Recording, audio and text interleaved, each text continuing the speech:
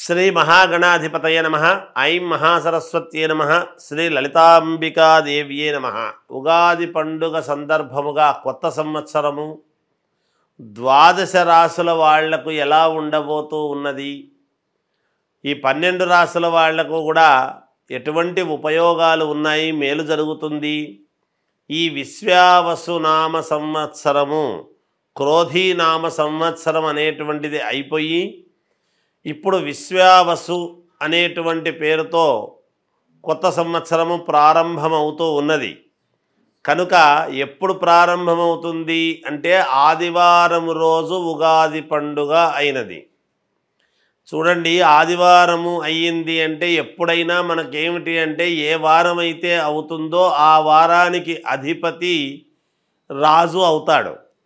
అందువలన సూర్యుడు రాజు అయినాడు. ఈసారి ఇక్కడ సూర్యుడు రాజైనాడు అని అనంగానే ప్రతి వాళ్ళ జీవితంలో కూడా రవి అంటే సూర్యుడు ఉన్నతమైనటువంటి స్థితిలో ఎవరెవరి జాతకాల్లో అయితే ఉంటాడో వాళ్లకు అద్భుతమైనటువంటి ప్రకాశాన్ని ఇస్తాడు, ఆరోగ్యాన్ని ఇస్తాడు.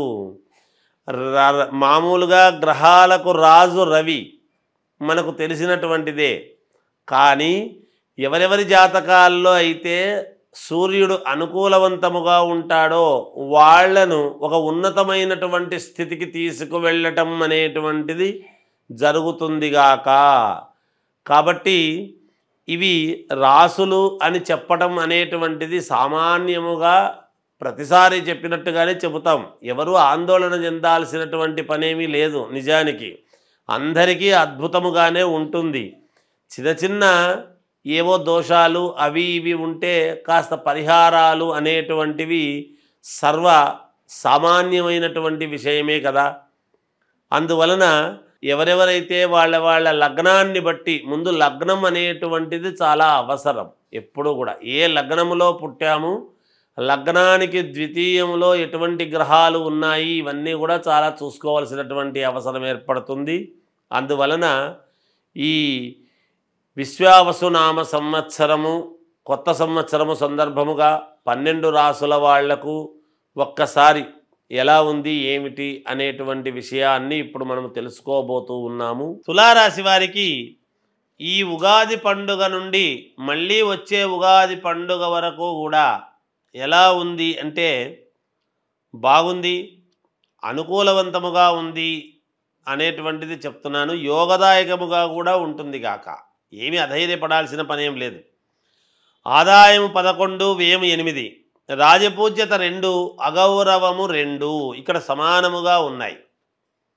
కానీ ఈ తులారాశి వారికి చాలా మంచి యోగాలు ఉండబోతున్నాయి. ఈ సంవత్సరము అద్భుతమైనటువంటి యోగాలు ఉండబోతున్నాయి. ఆకస్మిక ధనలాభం ఏదో రూపకముగా వస్తుంది. ఎలా వస్తుంది అని చెప్పడానికి లేదు. 3 సార్లు వస్తుంది అలా ఆకస్మిక ధనలాభం ఈ సంవత్సరం వీళ్లకు. అన్ని అనుకూలతలు, అన్ని రంగాలలోనూ అనుకూలతలు బాగా పెరుగుతాయి. గతములో మీ శ్రమకు ఎంత శ్రమపడి ఉంటారో, ఎన్ని ఇబ్బందులు పడి ఉంటారో, ఎవరికైనా డబ్బులు ఇచ్చి పోగొట్టుకున్న వాళ్ళైనా మనకు రాలేదే అనే సమయానికి వచ్చింటే బాగుండునే అని అనుకునేటువంటి వాళ్ళకైనా ఈ సంవత్సరము అవన్నీ తిరిగి రావడం జరుగుతుంది గాక. అన్ని రంగాల వారికి కీర్తి ప్రతిష్టలు, యోగము, అనుకూలతలు విపరీతముగా పెరగబోతూ ఉన్నాయి.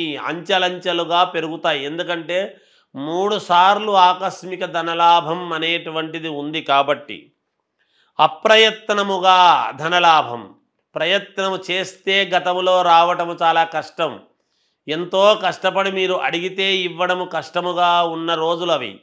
ఈసారి అప్రయత్నముగా మీ తెలివితేటలకు, మీ ఎఫిషియన్సీకి, మీరు చేసేటువంటి విధానానికి, ఆ పనికి, మీరు నడిచే నడవడికకు, మీరు మాట్లాడే విధానానికి, మీ తెలివితేటలకు, మీరు ఇంకొకరికి ఎక్స్ప్లెయిన్ చేసే విధానాన్ని బట్టి మిమ్మల్ని మెచ్చుకొని తప్పకుండా మీ దగ్గర మా డబ్బు ఉంటే మాకు మేలు జరుగుతుంది అని ధనాన్ని మీకు తెచ్చి ఇవ్వటం అనేది జరుగుతుంది.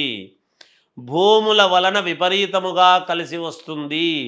మీరు ఏ భూమిలోకి అడుగుపెట్టినా, ఏది కావాలని తీసుకున్నా అది మీకు విజయమే. కోర్టు పరముగా ఉండేటువంటి భూములలో ఏదైనా తకరారులు ఉంటే, లేదా భూముల వలననే కాకుండా కోర్టు పరమైనటువంటి ఇబ్బందులు ఏమైనా ఉంటే అవన్నీ సమసిపోవడం అనేది జరుగుతుంది గాక. వ్యాపారాల్లో మంచి లాభాలు అనేటువంటివి బాగా గడిస్తారు. కొత్త కొత్త వ్యాపారాలు చెయ్యాలి అనేటువంటి ఆలోచనలతో ముందుకు పోతారు.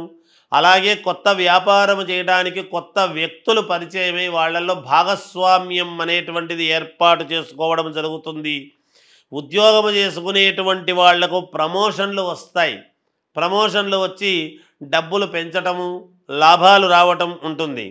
వాహనాలు కొంటారు. ఈ సంవత్సరం కొత్త వాహనం కొనడం అనేది జరుగుతుంది. సంతానము ఉండేటువంటి వాళ్లకు సంతానము యోగము, వాళ్ళకి ఏదైనా మంచి జరగటము, లేదా సంతానము లేని వాళ్లకు ఈ సంవత్సరం సంతానము కలగడం జరుగుతుంది. కొత్తగా ఉద్యోగ ప్రయత్నాలు చేసేటువంటి వాళ్లకు ఉద్యోగాలు వస్తాయి తప్పకుండా. అసలు వ్యాపారాలు చేయాలి అనేటువంటి దాంట్లో కూడా కొత్త కొత్త ప్రయత్నాలు, ప్రయోగాలు కనుక్కుంటారు గాక మీరు. పట్టుదలతో సాధిస్తారు ఏదైనా. ఏదో అయిపోయింది లేని గతంలో చాలా విసుగొచ్చి ఏదో వదిలేద్దాం ఎందుకు లేబ్బా అని అనుకొని ఉంటారు గతంలో. ఇప్పుడు అట్లా కాదు. ఇప్పుడు నేను చేయకపోతే ఇంక జీవితంలో చేయలేను, నాకు అవకాశం అంది వచ్చింది అని మీ బుద్ధికి పదును పెట్టి, మీ తెలివితేటలకు పదును పెట్టి, చిన్న ఇది దొరికితే చాలు నాకు దొరికిందని దాన్ని లాగేస్తారు. తద్వారా మేలు జరుగుతుంది. ఐఏఎస్, ఐపీఎస్ ఆఫీసర్లకు చాలా యోగదాయకముగా ఉన్నది. అన్ని రంగాల కలిసొచ్చేటువంటి విధానముతో ఉన్నది. సినిమా రంగంలో ఉండేటువంటి వాళ్లకు చాలా మంచి సినిమాలు రావటం, గుర్తింపు రావటము, అలాగే సీరియల్స్లో నటించేటువంటి వాళ్ళకు కూడా గుర్తింపు రావటము, అవార్డులు రావటము, కూడా పేరు ప్రఖ్యాతులు సంపాదిస్తారు. రాజకీయ రంగంలో ఉండేటువంటి వాళ్లకు పదవులతో యోగవంతముగా ఒక వెలుగు వెలిగేటువంటి పరిస్థితి ఉన్నది. విద్యార్థులకు చాలా యోగదాయకముగా ఉన్నది. మంచి మెడల్స్ సాధిస్తారు. అలాగే రైతులకు చాలా యోగదాయకముగా ఉన్నది. ఈ రాశి వాళ్లకు అద్భుతముగా కలిసి వస్తూ ఉన్నది. ఈ సంవత్సరం ఈ రాశి వాళ్ళు ఒక వెలుగు వెలిగేటువంటి పరిస్థితి ఉన్నది. ఆషామాషిగా లేదు. ఏది ఏమైనా ఇంకా మీ వ్యక్తిగతమైనటువంటి జాతకాలను పరిశీలన చేసుకొని ఏదైనా పరిహారాలు ఉంటే చేసుకుంటే మీకు ఇంకా మేలు జరిగే అవకాశాలు చాలా ఎక్కువగా ఉంటాయి అని తెలియజేస్తూ, 12 రాశుల వాళ్లకు కూడా అంటే మేషము నుండి మీనరాశి వరకు కూడా మీ జాతకపరంగా ఏదైనా లోపాలు ఉంటే చేసుకునేది చేసుకుంటూ, విశ్వావసునామ సంవత్సరములో మీరు ఎటువంటి పరిహారాలు చేసుకుంటే మేలు జరుగుతుంది అని గనక అనుకున్నాము అంటే, గోవుకు అంటే ఆవులు ఉంటాయి. ఆవులో 33 కోట్ల దేవతలు ఉన్నారు అనేటువంటిది ప్రతీక అందరికీ తెలిసినటువంటి విషయమే.